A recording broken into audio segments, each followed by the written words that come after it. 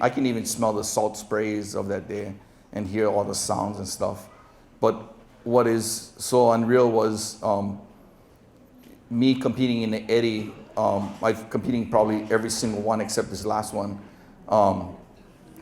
Just doing water patrol on this last one, but you know, I forget what year it was, but it was the late 80s maybe, and I wiped out on a giant wave, and we had no jet skis back then, just rescue paddle boards. That's what we had with lifeguards, and I was right in the impact zone, looking up and on giant wave, and you know, thinking at the same time, looking back at all my guys on surfboards, and everybody's all yelling, swim out, and now it's the reverse situation of me looking through the guy's eyes, just thinking about that moment.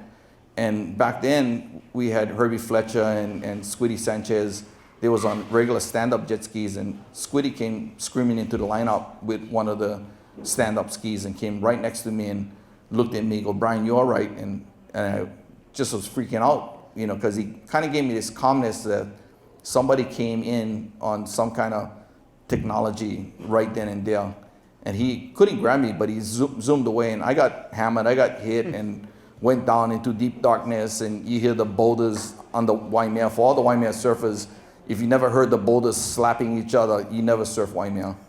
You know, but that's the kind of sounds underwater. It's just crazy and stuff too, and dark, you know. But in that whole moment, you know, it's like, wow, some piece of technology actually exists out there. And then I went home and bought every single watercraft magazine, and that was the year that they first came out with the Wave Runner that year, and went out, bought the first Wave Runner, you know, came home and told my wife, you know, that I feel that this can change, you know, the whole life-saving industry and stuff too. And me and Terry went out and started trying to do rescues with just a ski, and it was hard with, you know, if someone's unconscious. And so we end up just getting on boogie board and put on rope and on water hose behind the thing, and that was the whole progress of the start of what you see today, you know, in all this and stuff too. And now we've developed training around the world, and you know, all different kind of techniques and stuff like that too. But you know, it really stemmed from that guy